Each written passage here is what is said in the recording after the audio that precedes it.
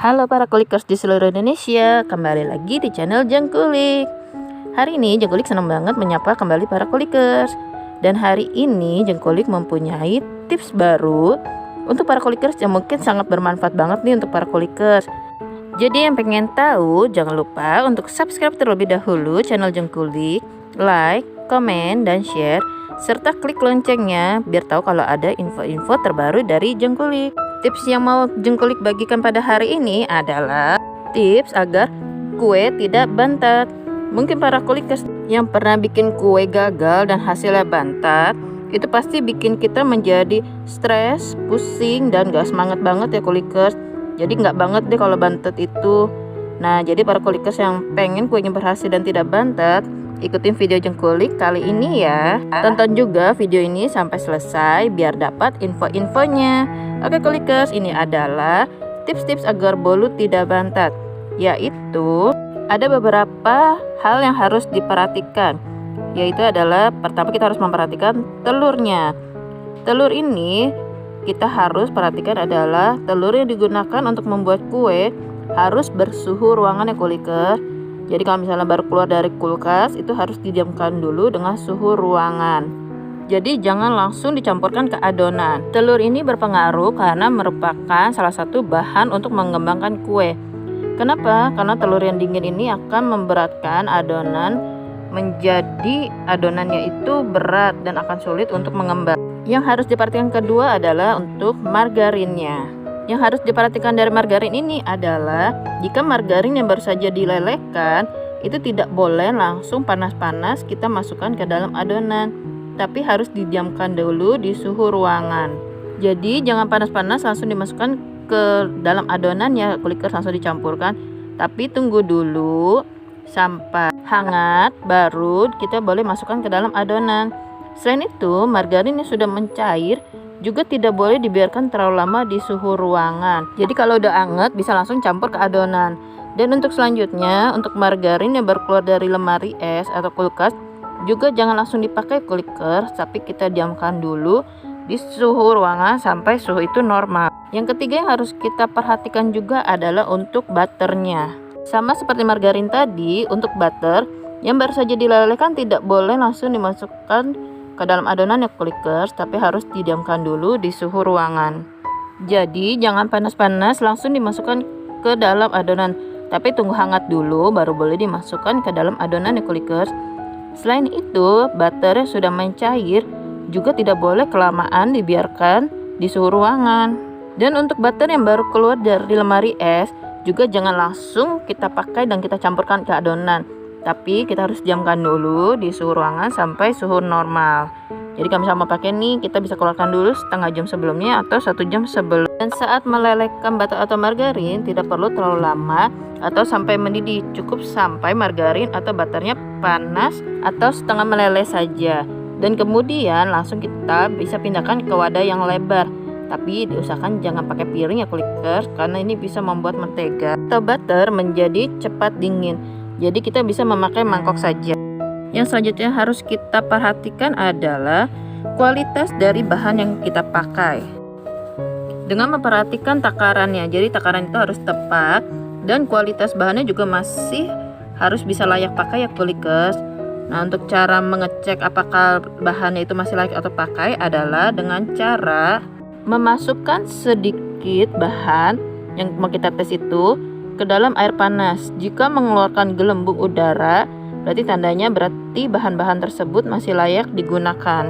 Tapi kalau misalnya tidak mengeluarkan gelembung, terutama ini untuk bahan pengembang ya kulikers, berarti itu tidak akan bekerja bahan pengembangnya dan tidak layak untuk dipakai. Dan untuk selanjutnya harus kita perhatikan adalah wadahnya. Wadahnya ini merupakan bisa untuk wadah mengocok adonan ataupun wadah untuk menaruh hasil adonan. Wadah-wadahnya itu harus sebelum membuat kue kita harus pastikan dulu wadah yang kita gunakan itu yang untuk mencampur-campur bahan adonannya ya, dalam keadaan kering, tidak ada air, tidak ada minyak, ataupun tidak ada margarin ataupun mentega.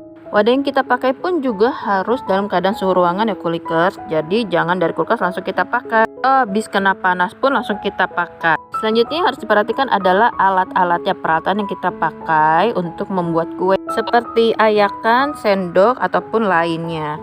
Dan untuk alat-alat ini juga yang kita gunakan harus dipastikan dalam keadaan kering dan dalam keadaan suhu ruang. Jadi kalau misalnya ada yang keluar dari kulkas atau apa, harus didiamkan dulu ya kulikers dalam suhu ruangan. Untuk selanjutnya harus diperhatikan adalah cara mencampur adonannya. Kadang di dalam tahap ini nih sering banyak yang bikin adonan kue kita menjadi bantat dan gagal mengembang. Makanya kita harus memasukkan bahan secara perlahan saja. Dan untuk tepung, gula halus, dan susu bubuk kita masukkan dengan cara diayak agar lebih mudah saat proses mencampurnya dan tidak ada gumpalan-gumpalannya. Dan untuk adonan dituang lebih sebagian dulu, lalu diaduk dengan spatula saja dan jangan kebanyakan diaduk-aduk juga ya. Dan jika sudah tercampur rata, baru kita tuang sisa adonannya sampai habis. Hal ini dilakukan agar tidak mengaduk berkali-kali yang bisa membuat adonan menjadi bantat. Dan selanjutnya adalah waktu mengocok adonannya harus kita perhatikan juga ya kulikers. Waktu mengocok adonan ini juga sangat penting sekali, yaitu kita dengan cara jangan terlalu lama mengocok adonan, karena kalau kita lama mengocok adonan akan berdampak pada mengembang atau tidaknya adonan saat dikukus atau panggang. Lalu saat mengocok telur dan gula dengan mixer kecepatan rendah dulu, baru perlahan kita naikkan kecepatannya supaya adonannya nanti mengembang. Contohnya adalah saat kita mengocok telur dengan gula dan emulsifier, gunakan mixer dengan kecepatan rendah dulu. Nanti baru kita naikkan kecepatan mixer itu perlahan. Dan untuk mengokokkan adonan kita bisa menggunakan kecepatan yang tinggi.